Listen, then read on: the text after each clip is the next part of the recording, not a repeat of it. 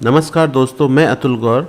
आज आप सभी के साथ राष्ट्रीय आय एवं योग्यता आधारित छात्रवृत्ति परीक्षा 2023 का सेट का पेपर, जिसका मतलब होता है शैक्षिक अभिरुचि परीक्षा, उसका विज्ञान विषय का पेपर हम लोग हल करेंगे। यह पिछले वर्ष का पेपर है, सन 2023 का।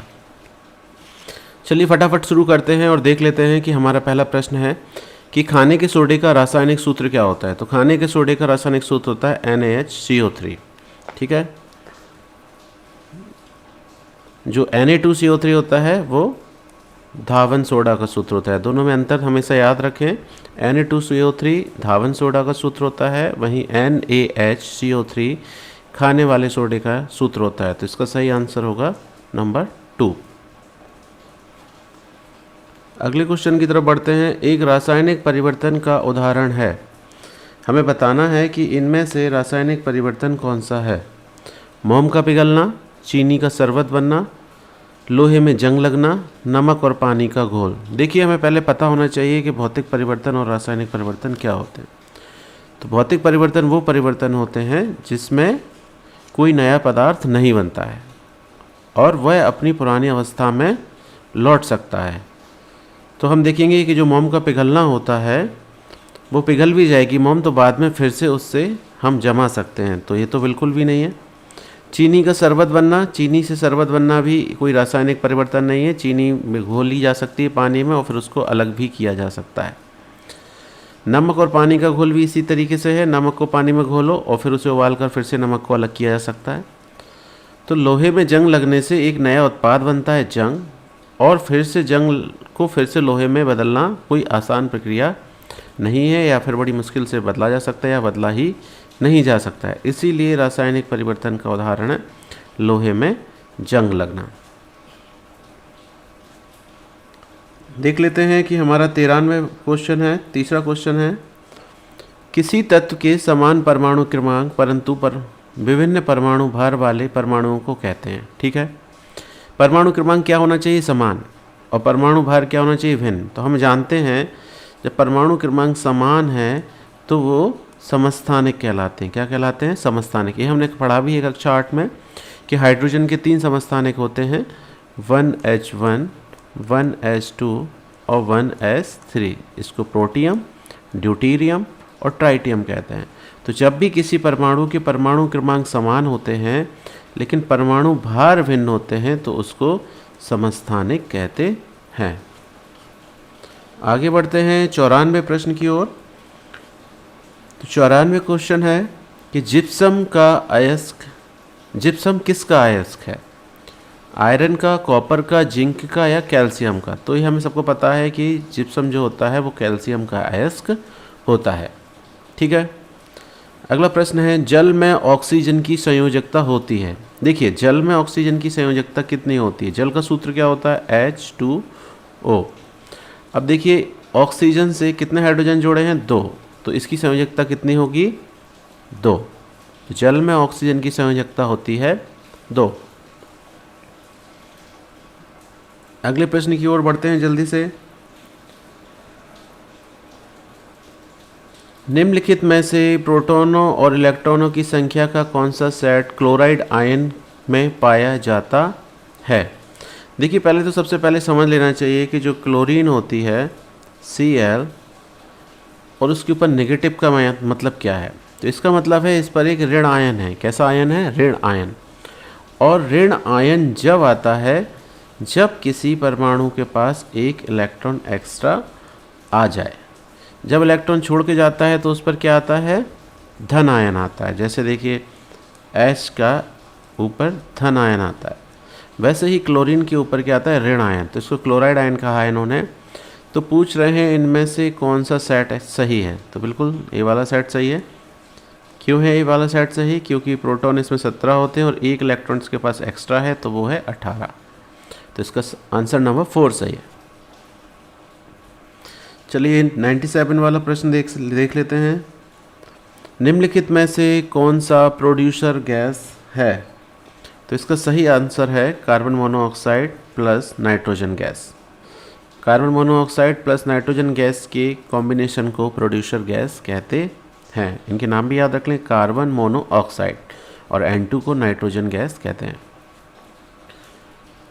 अगला प्रश्न है, निम्न में से कौन असंतृप्त हाइड्रोकार्बन है? तो देखिए, असंतृप्त हाइड्रोकार्बन का मतलब होता है कि जब भी कार्बन और कार्बन के बीच में डबल बॉन्ड हो या ट्रिपल बॉन्ड हो, तब उसको हम लोग असंतृप्त हाइड्रोकार्बन कहते हैं। यदि कार्बन कार्बन के बीच में सिंगल बॉन्ड है तो उसको संतृप्त हाइड्रोकार्बन कहते हैं। और इसका नामकरण जो करते हैं, तो जैसे मीथेन, एथेन, प्रोपेन, जितने भी एन आते हैं तो ये जो होते हैं वो संतृप्त हाइड्रोकार्बन होते हैं। और जब भी ईन आता है, एथिलीन, तो वो असंतृप्त हाइड्रोकार्बन कहलाएगा। ठीक है, आगे बढ़ते हैं। प्रश्न नंबर 99 है कि ब्रास निम्न में से किसकी मिश्र धातु है? तो जो ब्रास होती है, वो जो मिश्र धातु होती है वो तांबा और जिंक की मिश्र धातु होती है। किसकी? तांबा मतलब कॉपर प्लस जिंक को मिला के ब्रास धातु बनाई जाती है। तो इसका सही आंसर है तांबा और जिंक। क्वेश्चन नंबर 100 देखते हैं। यदि B1 तथा B2 क्रमशः एक चुंबक के मध्य तथा अंत सिरे पर चुंबकत्व को प्रदर्शित करते हैं। पहले हम लोग एक चुंबक बना लेते हैं। ठीक है, B1 को कह रहे हैं मध्य में और B2 है सिरा। चुंबकत्व को प्रदर्शित करते हैं तो कहाँ पे ज़्यादा चुंबक का प्रभाव ज़्यादा कहाँ होता है? ये सब हम जानते हैं कि सिरों पर चुंबक का प्रभाव सबसे अधिक होता है और मध्य में चुंबक का प्रभाव बहुत कम होता है। तो ये इसका तीसरा उत्तर सही होगा कि B2 बड़ा होगा इससे B1 से। चलिए 101वां प्रश्न पढ़ते हैं। यदि गैस तथा द्रव में ध्वनि का वेग क्रमशः x1 तथा x2 है तो ठीक है, तो वो कह रहे हैं, हमें सबसे पहले पता होना चाहिए कि जो ध्वनि होती है, जो ध्वनि की चाल होती है, वो सबसे ज़्यादा ठोस में होती है, उससे कम होती है द्रव में, और उससे भी कम होती है गैस में। और प्रकाश में उल्टा होता है, सबसे ज़्यादा तेज़ गैस में, उससे कम द्रव में, और उससे कम ठोस में। तो अब देखते हैं कि तो क्या होगा। वो कह रहे हैं कि गैस में x1 है और द्रव में x2 है, तो किस में चाल ज़्यादा होगी? x2। सीधी सी बात है, द्रव में चाल इसमें ज़्यादा होगी और इसमें कम होगी, तो x1 से x2 बड़ा होगा। उत्तर नंबर 3 सही है। समझ में आया?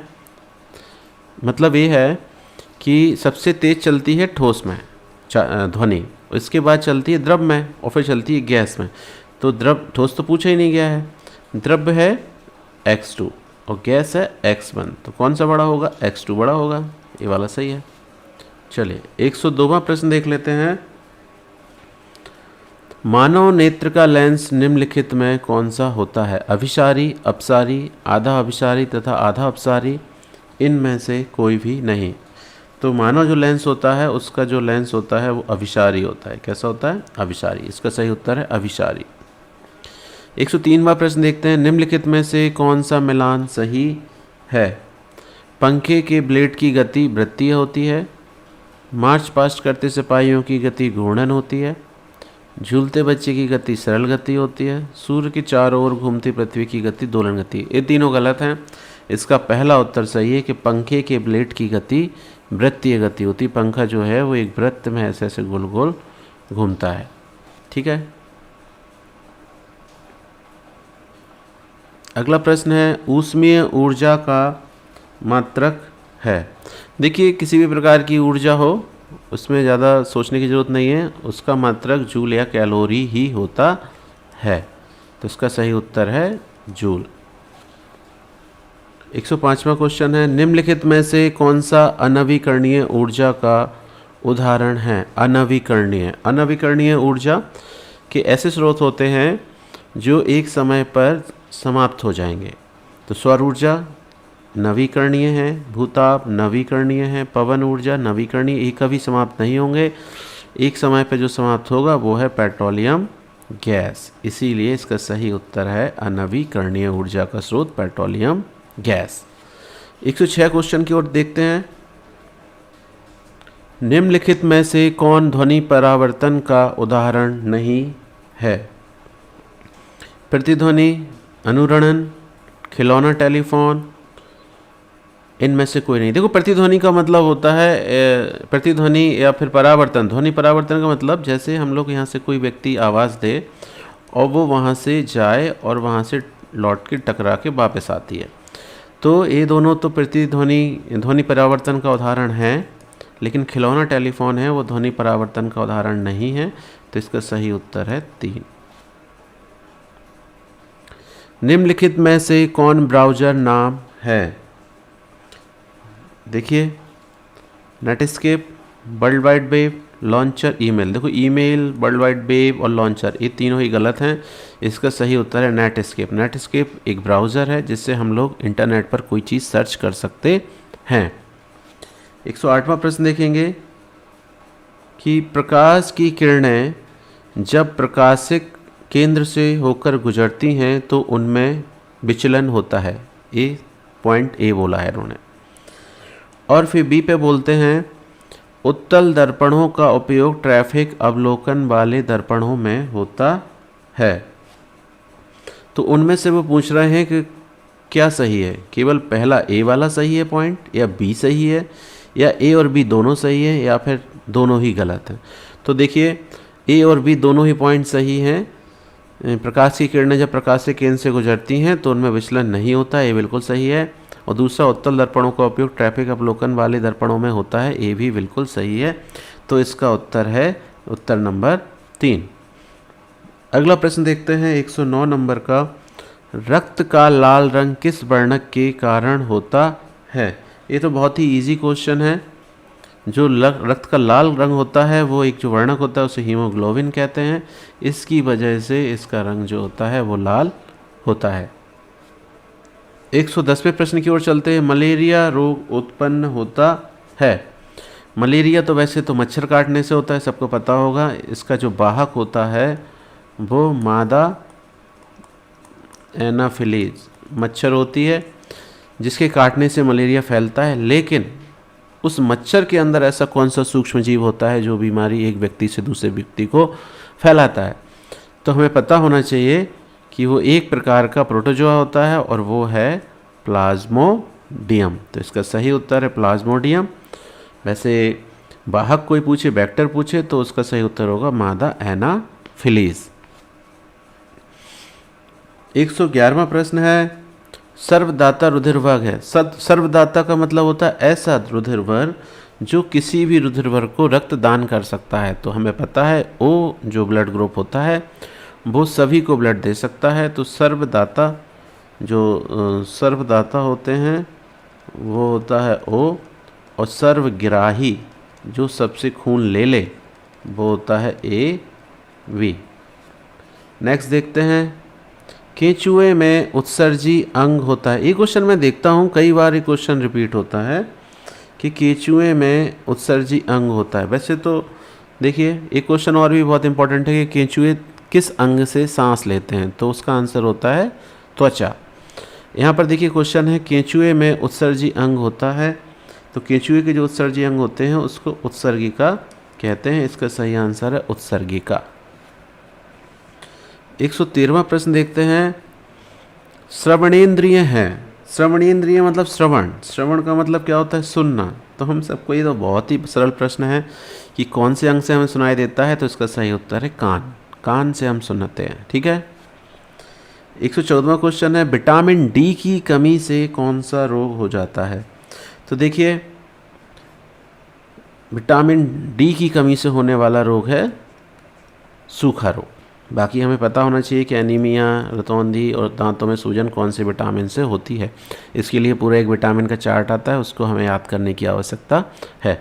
फिलहाल इसका उत्तर है विटामिन डी की कमी से हमें सूखा रोग होता है।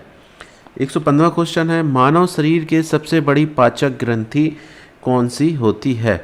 तो देखिए, हमें वैसे ही पता होना चाहिए हमारे शरीर की सबसे बड़ी जो पाचक ग्रंथि होती है वो यकृत होती है, जिसे लिवर कहते हैं। ठीक है। तो इसका सही उत्तर है यकृत। 116वें क्वेश्चन की ओर चलते हैं। निम्न में से किसमें मुकुलन विधि द्वारा प्रजनन होता है?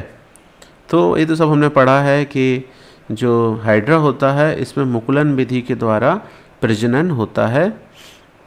यह एक प्रकार का अलैंगिक प्रजनन होता है। तो इसमें क्या होता है? हाइड्रा में। इसका सही आंसर है हाइड्रा। निम्न में से कौन एक तंत्रिका कोशिका का भाग नहीं है? एक्सॉन, डेंड्राइट, केंद्रक और रीढ़ रज्जु। देखिए तंत्रिका कोशिका, तो तंत्रिका कोशिका का जब हमने चित्र पढ़ा था तो उसमें एक्सॉन, डेंड्राइट और केंद्रक तीनों ही आते हैं। रीढ़ रज्जु उसका भाग नहीं है, क्योंकि रीढ़ रज्जु बहुत ही बड़ा अपने शरीर का एक हिस्सा होता है, वह तंत्रिका नहीं होती है। ठीक है, चलिए। नागफनी का पौधा है, तो नागफनी का पौधा कहाँ पर? आरोही है, ऊपरी रोही है, जलीय है कि मरुस्थलीय है?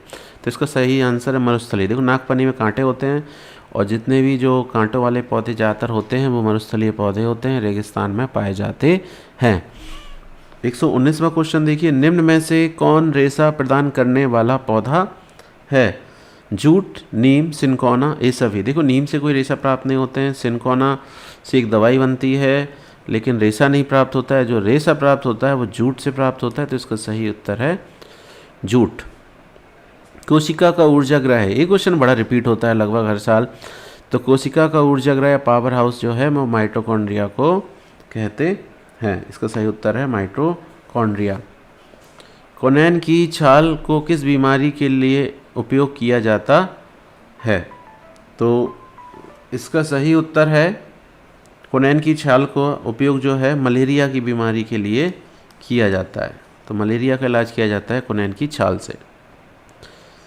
ब्रायोफाइलम प्रजनन द्वारा किसके द्वारा करता है? तो जो आंसर है, जो ब्रायोफाइलम होते हैं वो अपना प्रजनन पत्ती से करते हैं। ये सब भी हमने पढ़ा हुआ है कि जो इनकी पत्तियाँ होती हैं उन पर ही छोटे छोटे पौधे से उगाते हैं और जब ये नीचे गिरते हैं ज़मीन पर तो वो एक नई जगह पे अपने आप को पैदा कर लेते हैं, ज़मीन में लग जाते हैं और एक नया पौधा बना लेते हैं। तो इनका जो प्रजनन है वो पत्तियों से होता है। निम्नलिखित में से किस शैवाल का प्रयोग जैव उर्वरक के रूप में किया जाता है? तो नॉस्टॉक एक ऐसा शैवाल होता है जिसको हम लोग बायो फर्टिलाइज़र के रूप में उपयोग इसका करते हैं, या जिसका जैव उर्वरक के रूप में उपयोग किया जाता है। अगला क्वेश्चन है,